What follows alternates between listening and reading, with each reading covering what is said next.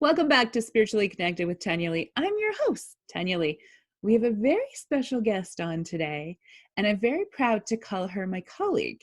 And more importantly, I'm honored to call her my friend, Miss Tara Drennan. Tara is an empathic, intuitive healer, channeler. She works closely with Metatron and Council of Angels she calls the Silvers. We're going to find out more about that. Tara specializes in the Akashic records and energy healing. She's definitely my go-to and has supported clients on their healing and spiritual journey for the past 10 years. Tara works for the light and is passionate about helping others connect with truth and with their own inner light. Please welcome my wonderful friend, Miss Tara Drennan. Hey, Tan. Hi! Yay! Oh, I can feel the energy moving already. Okay, so full disclosure for everybody else, when Tara and I first, can I tell this? I don't know. I'm not even I don't know. Can you? I should have asked you this before. So when Tara and I first started out together, we learned together. We both learned together. And when we would go to psychic fairs together, because we lived close together, we used to go to psychic fairs together. There was these two blondes in a black SUV, and we had the similar model of SUV, and so it was mine or hers, and they'd be like, "Oh, there's Tanya and Tara." Tanya. I loved that. I love that. And then, of course, you moved on to a different space. You moved on to a lot more energy, healing and energy, and love that. And you are my go-to for the Akashic record. Not that everybody else isn't wrong, but you're my go-to. I measure everybody else by you. I'm like, would Tara say that? Is that? And because you and I sat beside each other and doing so many readings in the past, that I know. Like, not that I'm trying to listen in, but I would hear what you would say. So I've talked so much already. I want to know about you. I want to know. Okay, so let's get down to the little fun basics. Tara, how did you know you're psychic? When did you know you're psychic? Oh my God. Okay, so this is like, I wish I could be like, it was this moment, but quite honestly, I think it's been many different things in my life that really brought me that awareness. I was always a super sensitive child, like ridiculously sensitive. And I remember my sister said she thought I was going to die at a young age because I was always not feeling well, and I was healthy, but I never felt good. I was always tired, or I'd react to something I ate. So I was always sensitive. My mom always knew I was intuitive, and I think it really became clear was the night we had a garage fire. Wait, I don't know this story. What? You don't know this story? Oh, keep going. Oh, yeah. So, okay, it's kind of interesting. So I think I was maybe 9 or 10, and my sister Brenda and I were going to set up the tent in the backyard. So we're going to just like do a little camp out in the backyard that night. And as we were setting up the tent, I said to my mom, I'm like, I just like something bad's going to happen. And she looked at me and she's like, oh, okay. Like, all right. Like, you don't have to sleep in the tent if you don't want to. Yeah, right. And right after that on the news, there were tornado warnings. So we're like, oh, like maybe that's what you're cluing into. And let me be clear, when I said something bad was going to happen, it wasn't an anxious feeling, because I know there's a lot of sensitive people that equate anxiety to something bad. It wasn't an anxious feeling. It was just this knowing and a heavier feeling. So we ended up putting the tent in the basement. Oh, fun. And yeah, so we just like, we'll just move it in case there's a tornado, Yeah. And we ended up, in the tent. But the problem was I could not sleep that night. I just could not fall asleep. And I finally decided I was going to go up to my bedroom, which was on the main floor. So as I was kind of climbing the steps, I noticed this bright light outside the back door. And I look, and it's flames, nothing but flames. And I remember just being like, what's, I was like 9, 10, like really confused. And I used to sleepwalk. So I'm like, am I sleepwalking? And I'm like, all these questions. And I look over and there's a man standing there.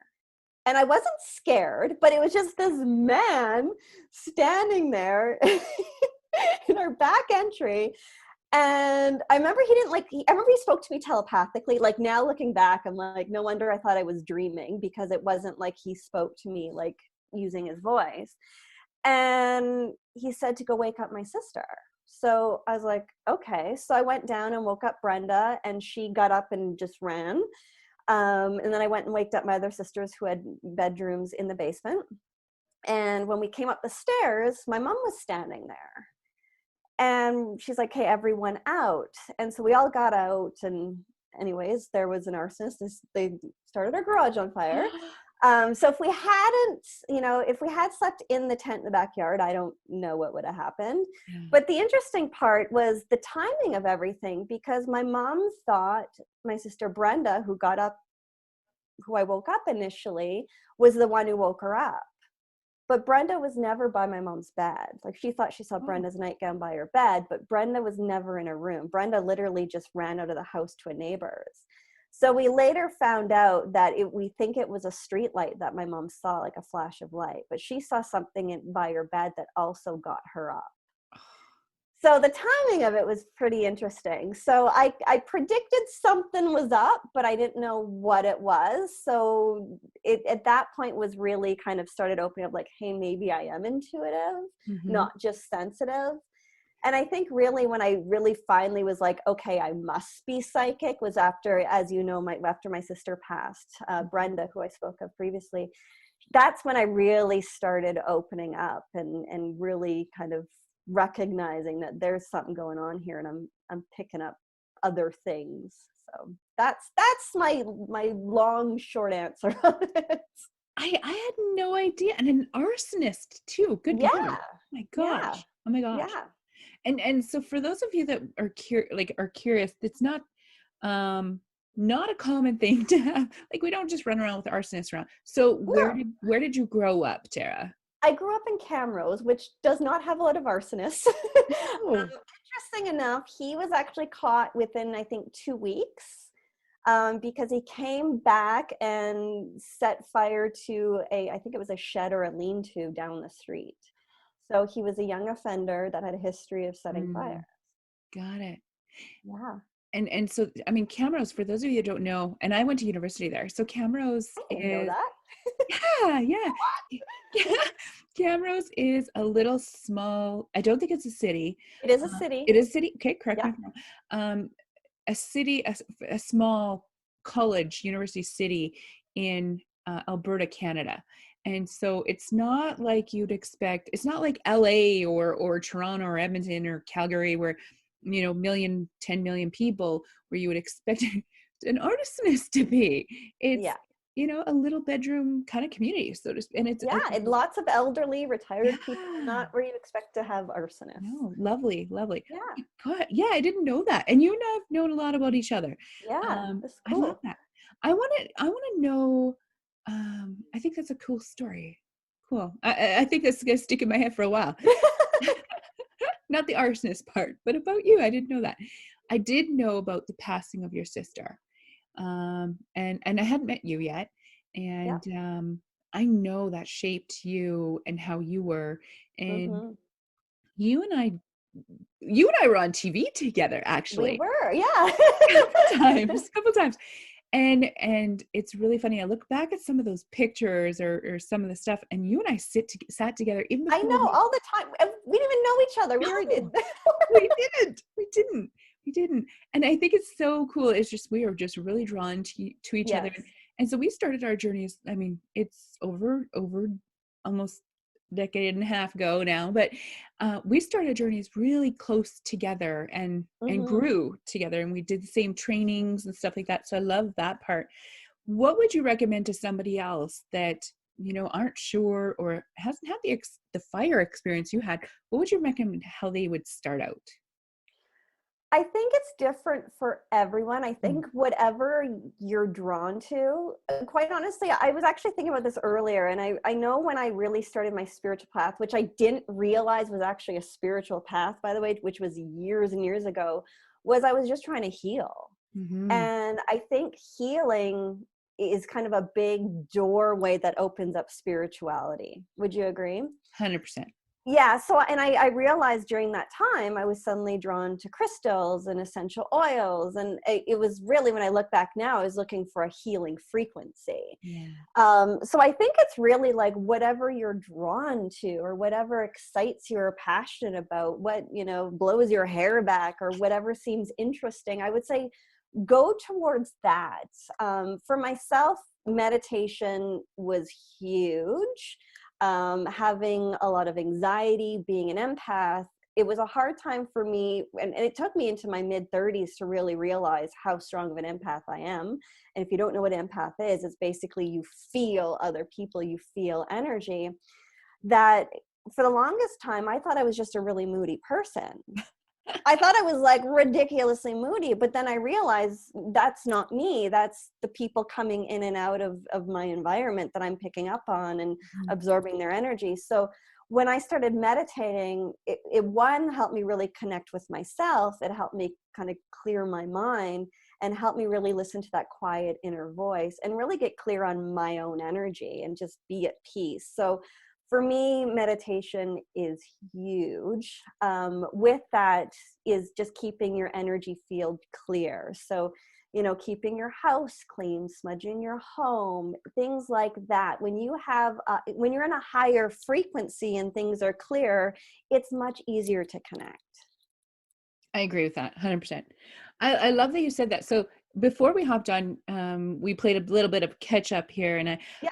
I made a comment about your house, and I know, I mean, I've been to your house before, and I said, "Hey, are you still in the same town or same community you're in?" You said yes, and I said same house, and you're like, and you hesitated. I know. I was like, and then you said yes, of course.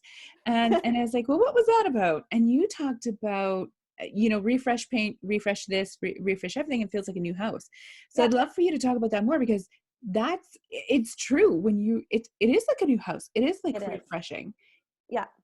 So when we just painted, and in the process of painting, we did some purging, which we still have tons more to do. Don't get me wrong. I love to purge. Love it. I have a husband that doesn't love to purge, so that's that's the issue.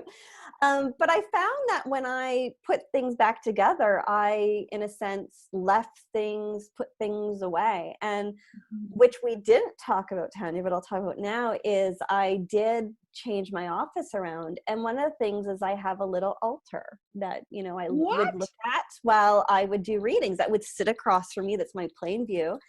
And in my altar was pictures of my loved ones that have passed.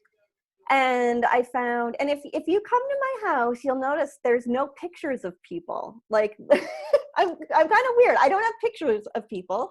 I had one wedding picture out of me and my husband. That's about it, but in my office on my altar was my dead people, as I put it Yes. lovingly. Yes. And when I put my office back together, I actually put their pictures away. And for me, that was a huge step of healing. It wasn't that I've forgotten about my loved ones, but a big part of and I used to do mediumship, I no longer do it, but part of my mediumship was I would call my loved ones in to support me.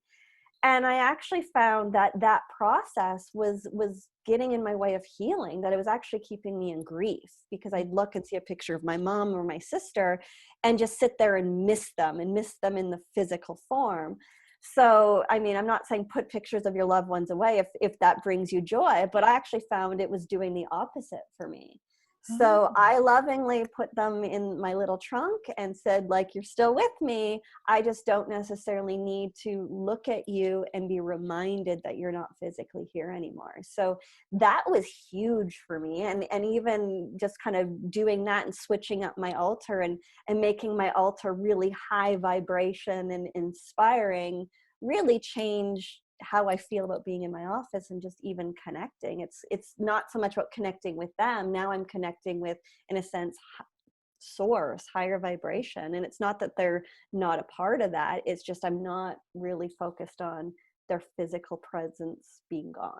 So yeah, new house, new energy, same location, same house, but it feels new to me just because I changed up the energy of it. I love that. You also are giving permission to the audience here. You're also giving permission to people to say, do you know, it's okay not to do it a certain way. There's no structure to it. And you know, clear it up. It's okay to put your loved ones away. It's okay to have them out. It's okay. Yeah. I love that. Yes. Yeah. 100%. I didn't realize how freeing that would be. And that sounds terrible, but No. it was freeing. I'm like, I can let you go. I don't have to, you know, Yeah. sit here and look at your picture and miss you, because they're bigger than that. And so it was huge for me. I love that. You know, I have to come back to, I don't really have pictures in my house either of, you know, I'm not gonna lie. I have pictures of, don't get me wrong, I have pictures. I love the geometric. I love the art, like abstract. Yeah. And I have very expensive, like, or expensive to me. I have expensive pictures and paintings around my house that, and yeah, I think I'm pretty hard pressed to have. I think I have one of my brother and I think I might have my sisters and and I don't even know if I have my parents up. How bad is that? Yeah, like really, I'm not I love the pictures and I love taking them, but I'm with you on that. I'm with you. Oh, I don't even take pictures. If you asked if there are pictures of me and there's no pictures of me and my husband. Like, we don't stop and take the picture. We're always like, do you want the picture? We're like, no. And, you know, I think for me, a picture feels limited. I'd rather tap in, and I talk about energy all the time. I'd rather tap into the energy of them. And I feel like for me, and that's not for everyone, a picture is just limiting. Got it. Interesting. Yeah. Interesting. Mm-hmm. I'm all about the memory. Yeah, and I like this because I like talking about this because I'm all about creating the memories. So I am a selfie queen. I think I have 20 selfies of you and I, at least. Sure, I'll have to pull them out. But and I love our energy off of a picture. It's like, you know, these two blonde bombshells, and when we get together, you guys, Oh, we honestly, have so much fun. oh, it's like off the charts. You think we're all crazy nuts anyways. Yes. So I love it. And to me, it's about the memories. I love the memories. I look back at pictures all the time and I'm always going, oh, remember when that happened? Oh, I love this. Love that. Love it. Interesting. Good to know. Yeah. Good to know. I want to know more about the silvers, the silver sessions. Can you tell me more about that? Because to me, so just so you guys know that Tara went one way and I went, like, she moved away from the mediumship aspect of it, moved into more energy work. So I'll send anybody energy work to her way. I'm more of we're both coaches, but I'm more of a coachy kind of thing. And I will definitely work with the psychic. I love psychic and the mediumship and talking to dead people. I love that stuff. That's not where she goes with it. She goes to the energy, which I love. So Tara, tell me more about the silver. Sorry. Okay. So it's so funny. Yesterday I was thinking about this interview and it kept coming back to read my journal. So the funny thing is last night, my sister kept popping up, Brenda kept popping up, and she doesn't normally pop up anywhere, but she was like crazy, like in my space last night, and she kept saying, look at your journal, look at your journal. So every year on New Year's Day, I go into my Akashic records. That's what I do every year, and just start channeling the information, insight, guidance. And so she kept saying, go back to that. And I looked and I was like, it was interesting because what was really there is really the silver sessions, was me, the framework for it, with me not knowing what the framework was, which I love. This is why I go into my records on New Year's Day. I don't always know what things mean, but eventually they come together. And when I realized it was really talking about the silver sessions, little pieces of things to do.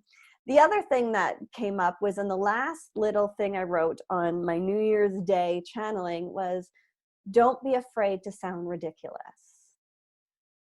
And I'm like, and I realized, I'm like, that's my fear of talking about the silver. That's my fear about coming out about the silvers, is because I don't want, like, everyone has that fear of sounding crazy or ridiculous or off the rocker. So I'm just going to start with that.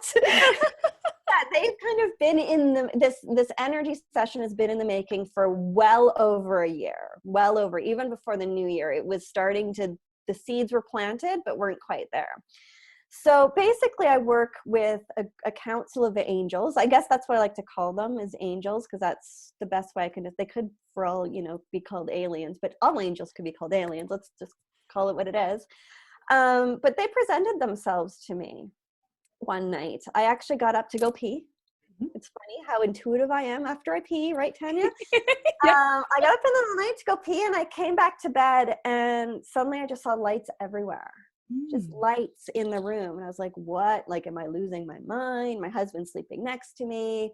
And so finally I kind of was like, okay, well, there's something here. So let's see what it is. So I connected with them. I closed my eyes and said, okay, like, what's going on here?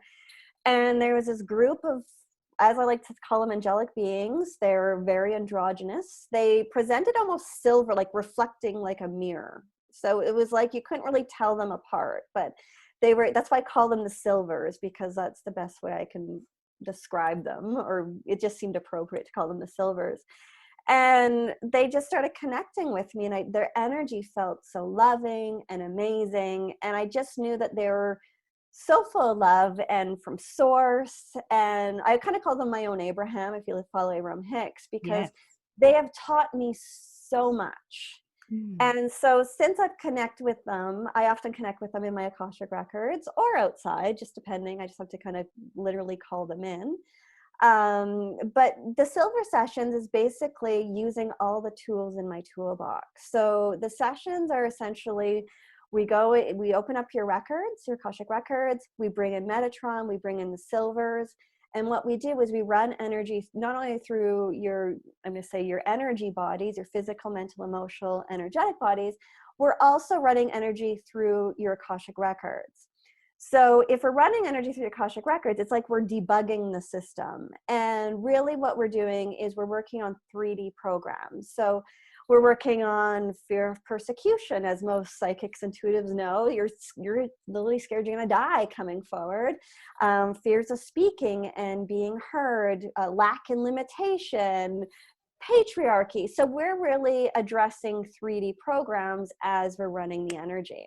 So that's what the silver sessions are. It's just kind of like bringing it all together. And they're only 30 minutes, but it's so much energy that to do it much longer, we'd probably blow your socks off. So they're just 30-minute energy sessions. They're by distance. I do everything by distance. I don't need your physical body to be close. In fact, when I do energy sessions in person, I still don't touch, I still don't hover. I will literally sit across the room from you. So whether it's done in another country or in another room, I do it the exact same. Does that help you? Love that. Love that. Yeah, no, that's great. I didn't know. So even like, I was really curious too.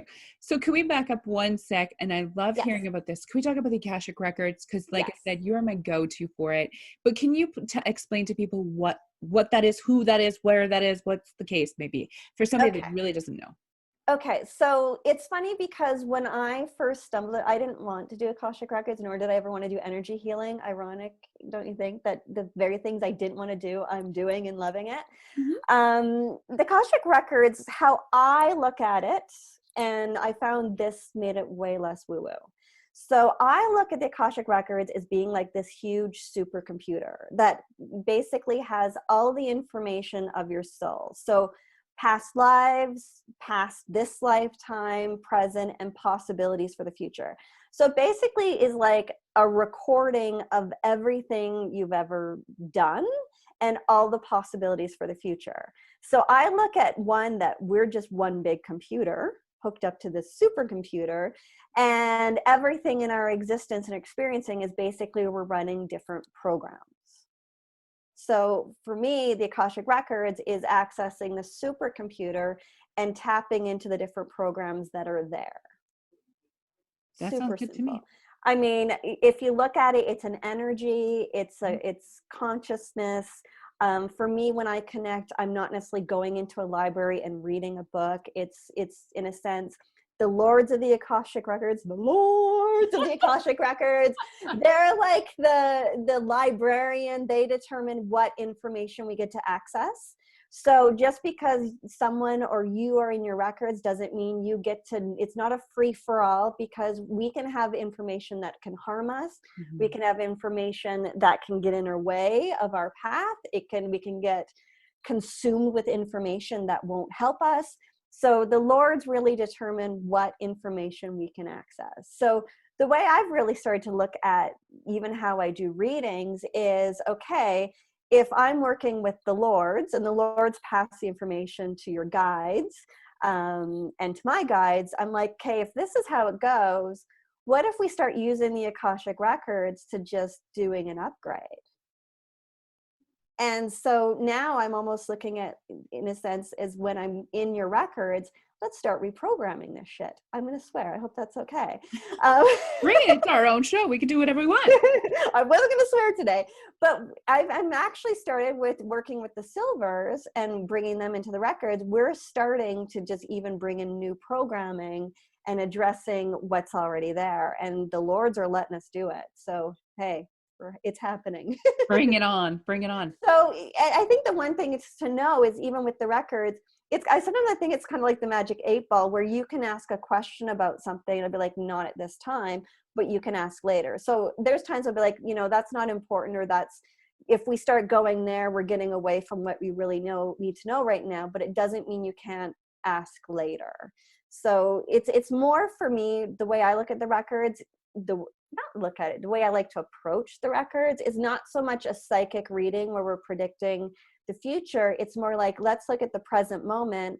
What are your hangups? Where are you stuck? Where are you angry? What do we need to heal? Let's work on that energy so that you can better manifest and align with higher possibilities for your future. So I love focusing on the now, because the now is where we can program. I love that. I love that. So I remember when you used to do it, I used to always think, you know what? She's going into this big, huge library, like the size of Mount Olympus, and she is open. She's going, hey, you want to do Tanya's Akashic records? Okay, T. There's T, there's Tanya. And you pull down that book, and that's what you see. You read it. You go, do I have permission to read this book? Yes, I do. And that's how I envisioned it in my head. Every time I'd hear you read it, I was like, that girl is going to that library and she's pulling down that book. Well, you know what? The thing is really the way I look at it's light. I'm really accessing the light. Light is energy. It carries the program.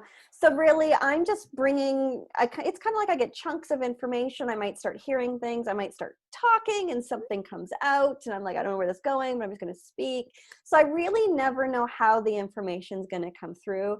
But, some people might actually literally go into the library and do that. So that's why I'm not saying like not possible. That's how some people connect. We all connect differently. Mm-hmm. For me, even how the method that I use has changed since I started. So just even changing my method has changed the way I experience the records. Oh, for sure. I wholeheartedly. And I mean, I was teasing about it, but no. But I bet you people do that. I was kind of honest. I'm like thinking that. I'm like, no, I'm being honest here. I did think that about you. I think that's an impossibility. Yeah. There we go. I love it.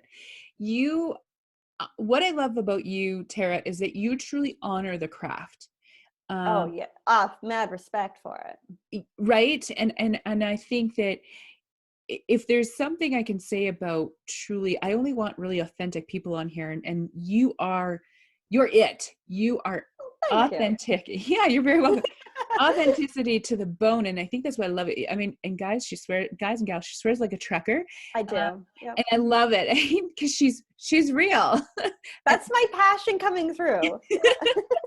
Swearing doesn't make you real, but yes, she's full blown, 100%. In her own space, for sure. I love that about you, for sure.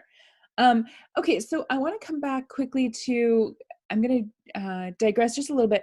I want to come back to the piece about you talking about where you first started out, and you were really into crystals. And I want to talk about the divergence here, because when I first started out, it was everything I could do. I knew I was psychic, but it was everything I could do to just master mediumship. And I mean, mm-hmm. I use master lightly, because I never truly master it. Nobody truly masters it. We're always mastering it. Exactly. Yeah. Exactly. I had no interest in crystals, none.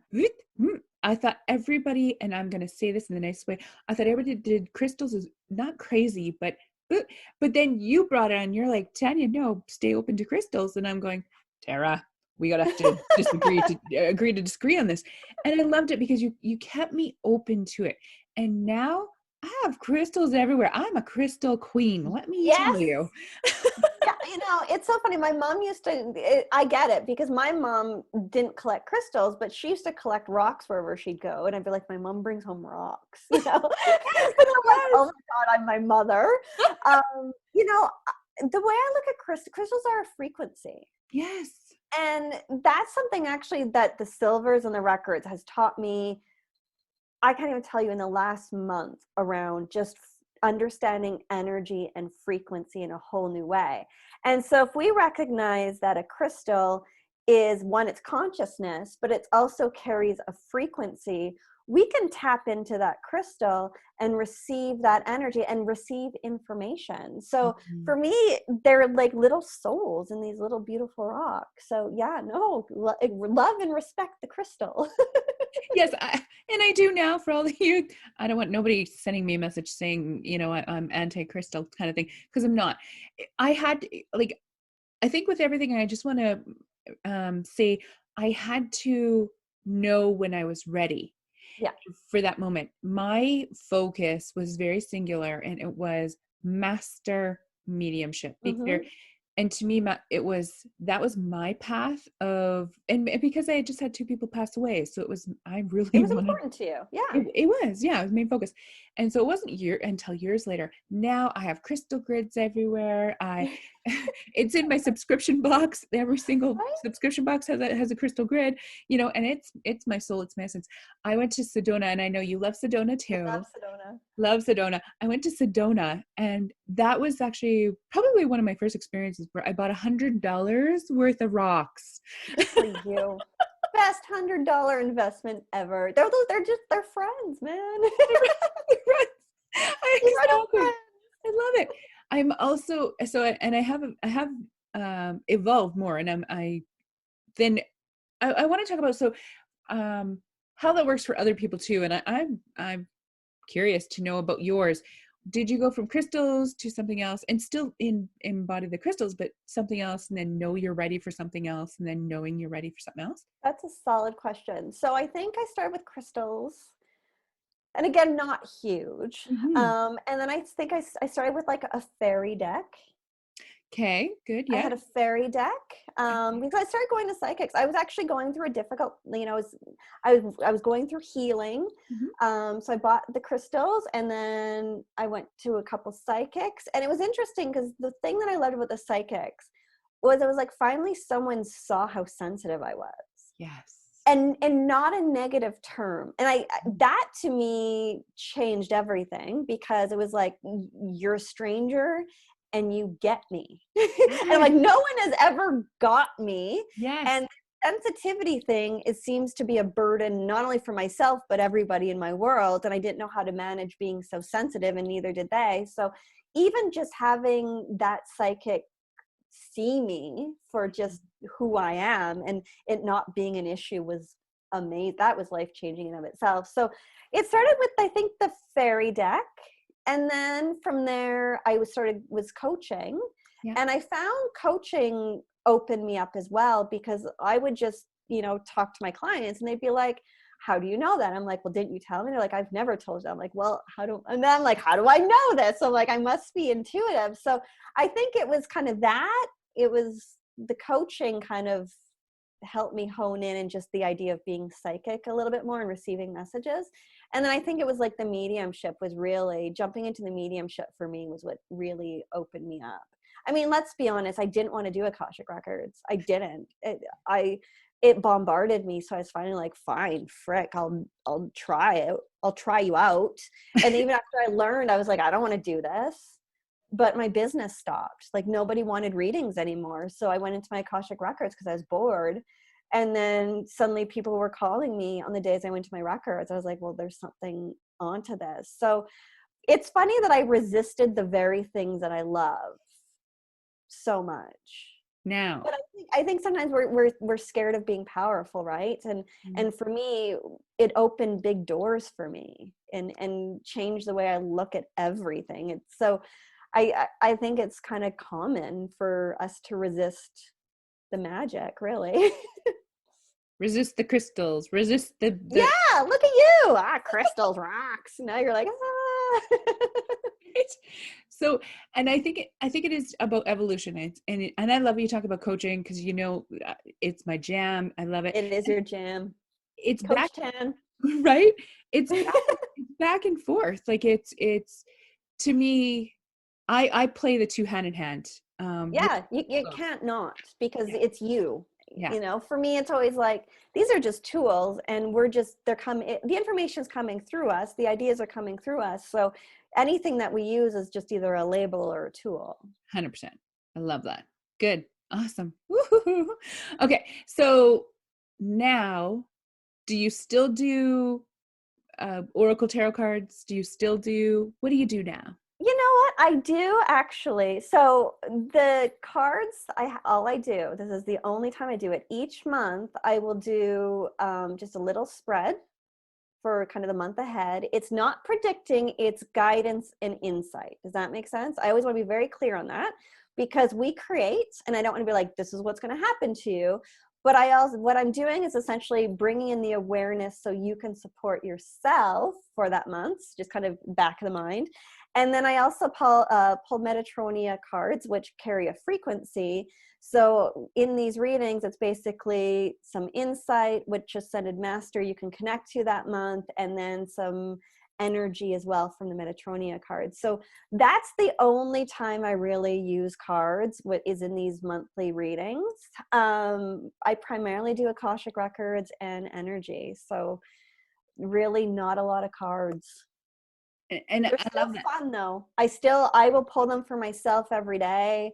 I mean, you got to look 2020, because literally almost every day I was pulling the frickin' tower card, and I'm like, yeah. And if it wasn't the tower card, it was the equivalent to a tower card. It was like, this is 2020, and it was. But you know what? It's mastery. 2020 has been a mastery year for everyone. So, I do pull cards, but not so much for clients. It's more I'm all about the Akashic records. I'm all about connecting with Metatron. I'm all about the energy.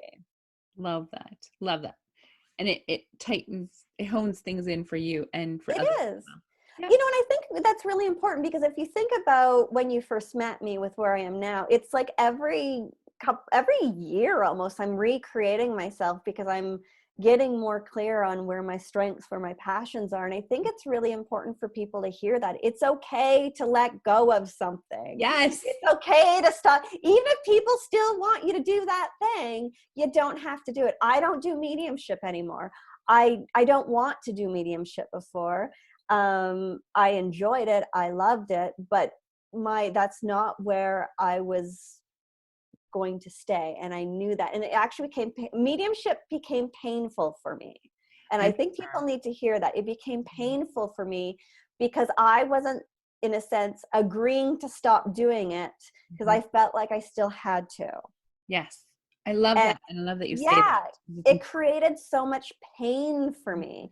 And I was even attracting clients that I didn't want. And every client was like, tell me about how my loved one passed. I'm like, I don't do that. Like, stop contacting me. Where I finally just had to say, I'm not doing it anymore. And like literally create the boundary. And that allowed me to really focus my energy on expanding in the areas that I love to do. So people need to hear that it's okay to recreate yourself. It's okay to let things go. It's okay to change things up, because we're evolving and we have to keep going with the flow. Well said. Can't add anything more to that one. I love it. So would you be open to doing a couple of readings? Sure. Okay. Not any readings per se. So first off, Tan, I'm going to just bring in some energy. So I'm going to call in the Silvers. They're already here, but we're just going to be like, okay, you can officially come in. So I'm going to call in the Silvers. I'm also going to call in Metatron. Ooh, sorry. It's not like this big force just come in. So it was just so lovely. So what I'm going to do, sorry, just got a little dizzy. We brought in a lot of energy on my end. I don't know if you can feel it or not. But love that. okay, so What I'm going to do is I have these beautiful Metatronia cards. They're energies. Each one has a different symbol, which is really me just channeling the energy. So what I'll do is I'll pull a card for, I know you have some people that you want me to pull a card for. So if you can tell me the first name. Yes. And let me be very clear. The only thing that Tara has is the first name. I'm going to start with Val. Okay, so Val, we're just going to tune into Val's energy. And we're going to ask Metatron to tune into her energy as well. What I'm going to do is with this energy is anyone listening can tune in. So just all I have to do is set the intention, tune in. You can tune into Metatron. You can tune into the Silvers. And so we're going to send this energy to Val, but everyone can benefit from it. So just give me a second. I'm just waiting for my card to fly out for Val. This is the fun part, is just waiting. I just let them fly out. I know some people pick. Oh, we're getting close. Oh, we got lots. Perfect. And they're all on the floor. Of course. This is how I roll. Okay. So Val is getting a shit ton of energy right now. Love you, Val. So again, based on these cards, so I'm just going to kind of give you kind of what I'm picking up, because we have a numerous cards coming through.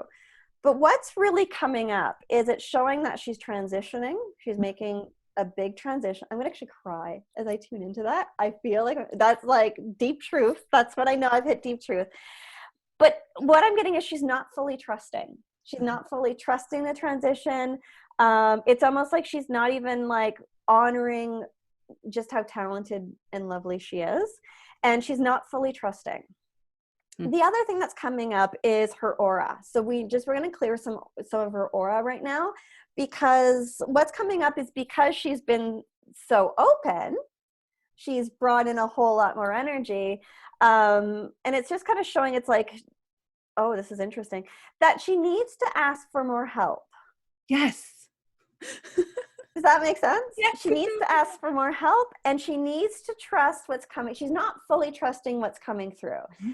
So remember I said, don't be afraid to sound ridiculous. Val, do not be afraid to sound ridiculous. You're going through a transition. We're bringing in energy to support this. She might even get emotional as she aligns with this energy, because she's going to let go of some resistance. Trust the universe. Just let it be what it is. Just do it. We're going to bring her some extra energy, and it's really about her honoring and trusting her gift and just allowing herself to go through this transition. Does that sound like Val? That is completely her, and she is in a transition. I absolutely love that you said that. And she doesn't trust. So she's one of my mentees in my inner circle, and I just love her to bits, and I just keep pushing her. She's so close. And well, I think here's the thing that, the word trust is a tough one for people, because, over the years you say, trust me, and then someone lets you down and someone breaks your trust. So the word trust is really, really gross. Even energetically, if you just feel the word trust, we all struggle with it. So one of the things I've really learned from the Akashic Records is not to use the word trust so much, but to use the word honor. And you know what? That actually came up in your reading, like when I hopped on and I'm like, how does this work? I honor having you, Tara, as my friend. That's really interesting. Yeah. So if we look at it, it's not trusting, because trust has let us down. But if we honor what comes through, it's a different energy. Mm-hmm. Then it's not messing with us. We might not be wrong, but we're like, this is what's coming through. I'm just going to honor it. I don't always know what it means, but I'm going to honor it and go with it. So that's my advice for you, Val. That's great advice. Thank you for that one. I love that. All right. So I'm going to switch it up just a little bit. Let's talk about Mary. Okay. So Mary, we're just going to bring in some energy to Mary. Oh, we got a card really quick here. Ooh. I just literally energy. I just had the heart flutter, palpitations. Mary's going into an expansion. Ooh. So they're showing, in a sense, she's ready for more expansive energy. I don't know if you can feel it, but I'm feeling like this pushing out energy. It's just pushing out. It's so lovely. So my advice for Mary, with just even invite the energy of expansion in. So not only are we bringing the energy to her, but I want her on a regular basis just to invite the energy of expansion in. And this is what I've learned. If we want something, just invite the energy of it in. Yes. Yes. Exactly. It's too freaking simple, Right? but it works. So, Mary, I want you to invite the energy of expansion in. And I also want you to just, I'm getting dizzy. There's lots of energy coming in. I also want you, in a sense, just push your energy out. I want her to just learn to start moving her energy and expanding her energy, because I feel like she kind of constricts herself. Yes. And I think when we go into constriction, we can feel anxious, we can feel doubt, we can feel worry, and we can really get in our own way and bring a lot of resistance. So, Mary, we're bringing energy of expansion to you. You can just open up and receive it. And again, this is in the quantum field, so you just got to invite it in. But yeah, this is exciting to me. I love it. Does that make sense for Mary? Completely, it does. I never ever thought about the expansion for her. Yes. And yes, it absolutely makes sense. And I love that. That's brilliant for sure. Okay. Okay, Who's next? Let's do, I'm even getting the energy here. I love this. Let's do Corey. Corey. Okay, hold on. The energy's interesting for Corey. It almost feels like there's a divide here. Does that make sense? Yes, actually, yes, it does. Sorry, I'm like, I think I just made a really weird face. And that's not about you, Corey. It was literally like, let me understand this energy. Okay, hold on. Again, drop the card. Fair enough. The best cards land on the floor.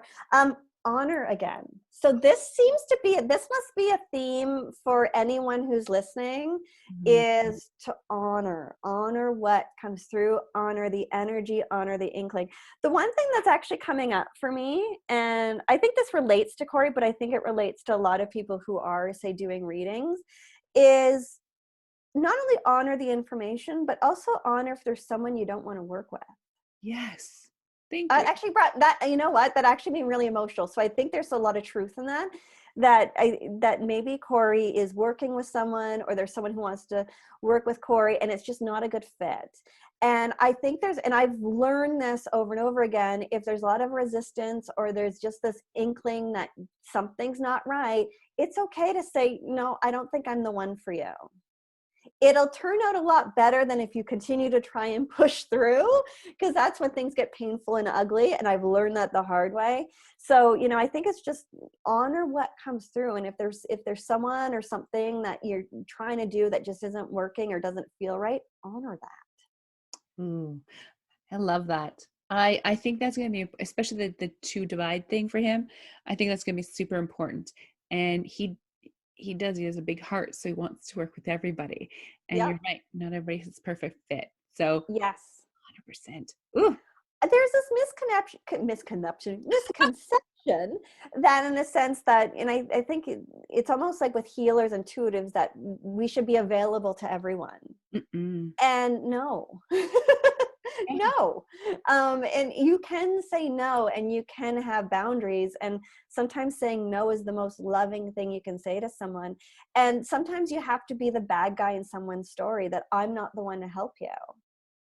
And it's not that you're a bad person, but sometimes even just saying no to someone, that's their own lesson that they need to learn from. So sometimes we play a bigger part in people's role, and it's not just through reading, it's sometimes just by saying no and setting boundaries. I love that. I got to be honest, what popped up for me when you said that is, somebody recently came back to me to ask me to mentor them. And she's like, okay, so you told me 2.5, 3 years ago that I wasn't ready to be mentored by you. Am I ready now? So here's all the work I've done, and I've done all the personal development, the growth, and it was a hell yes for me. And I went, oh my gosh, why would I tell her no? But then I had to go back and think about it, and I'm like, good on me for telling her no. Right? Because you want to help somebody, but I just wasn't her teacher at the moment, but she sure is flourishing now, and she needed those things to learn. So I love that you said that, because it just totally brought back a flood for me. So this is really interesting. I love there that. We go. Good. Is there anyone else we need to pull a card for? Do you know what? I keep trying to say this last name, or say this final one, and every single person that I've read, it It's my name that comes up. Sorry. I Yeah. was going to say, let's do you. Okay, are you open to doing that? Let's do it. Let's do it. I really want to pull a card for you, Tanya. So I'm glad you said that, because I'm like, because we're going to get one regardless. So, all right. Tanya. Who's Michael? Oh, plays in a lot of factors for me, in a lot of different factors. Okay, well, just the name Michael's coming up. Not that I'm doing anything, but just mention. Ooh, okay. It would. It's also my, when I was little, that's who I connected with, and I didn't know it until last year when I realized it's Archangel Michael. Mm-hmm. Yeah, there you go. Mm-hmm. Makes sense to me. Okay, so a couple cards for Tanya. So first one is the solar plexus. Oh, yes. So are you having issues with your digestion? Yes. Yeah. Okay. So, and it's interesting to me because what I keep hearing is, and I always think that if you notice that people often have like a certain chakra or body part that bugs them, it's like yours is your solar plexus because you move so much energy through your solar plexus. But it's so funny. I'm hearing, don't do that anymore. So it's almost like, how do I put this? They're saying like, you don't have to use your own physical body anymore.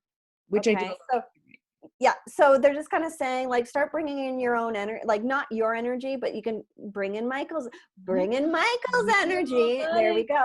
Bring in Michael's energy to help transmute the energy, to clear the energy. So you've been using your own body, you've been sacrificing your body for all these wonderful people, and now you don't have to do that. Because part of what I'm hearing is actually by using your solar plexus to help transmute other people's energy, you're taking away from your own personal power. So you can actually be more powerful by allowing Michael to do the transmuting instead of you. Done. Okay. So now, just so you know, you got to bring in Michael into your readings. You can set the intention. The other one is divine timing. I know, everyone's like, fuck. Like, really? So, we all know that you're, stuck in a place, not necessarily that you want to be. I mean, not that it's terrible, but you're wanting to be somewhere else. And I think we both know that. But what I'm really getting is you're meant to be here right now. You're meant to anchor in energy where you are right now. If you think about it, we're doing a lot of big things on a large scale with the collective, and energetically, you're exactly where you need to be. You need to be here. You need to be closer to me. That's right. So again, we're bringing in that energy in just to help you bring in the acceptance around divine timing and allowing it to work with you. As Bob Proctor taught me, the universe loves speed. And I think that like once things kind of fully come into alignment and it's time for you to go, it's going to go very, very fast. You're going to be Oz in like really no time, but it's going to feel like forever till you get there. So it's almost like honor, use the word honor again, honor that you're here to help with the energy here and now. It's like the more you accept that, the sooner you'll get over there. And thank you for that. It's beautiful. So we're talking about sweet surrender this morning. Yeah. and I have to come to a new conclusion this past couple of days of just surrender more. Yeah. Surrender more. So. Well, I think, people often think surrender is giving up, and it's not. It's giving up the resistance. It's just accepting. You're like, this is where I'm at.